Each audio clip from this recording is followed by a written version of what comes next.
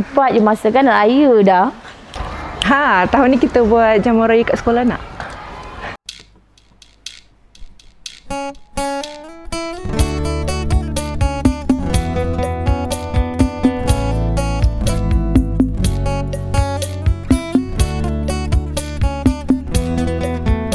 Apa kata kita buat jamuan kat sekolah? Setuju. Tapi siapa nak masak? 22 orang guru. Takkan tak boleh masak. Betul.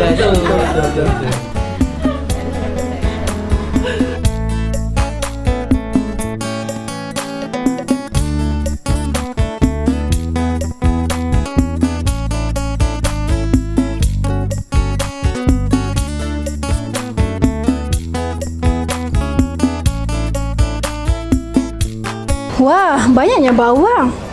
Nak masak apa ni? Ada jamuan besar ke? Jamuan raya besar. Bawang pun lah besar.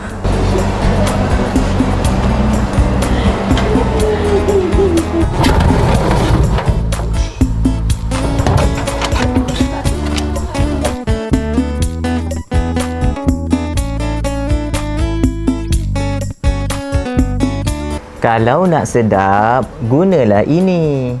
Apa tu? Sambal Barokah, senang dan sedap.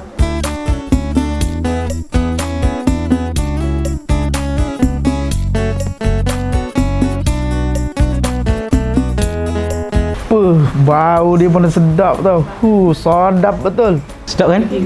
Ish, jamuan raya ni mesti padu. Nasi putih kalau makan dengan sambal ni, mantap betul.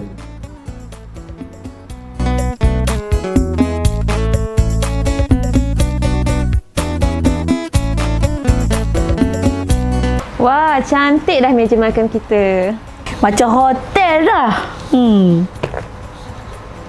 Meriahkan lagi jamuan hari raya anda dengan sambal ikan bilis Barokah. Selamat Hari Raya!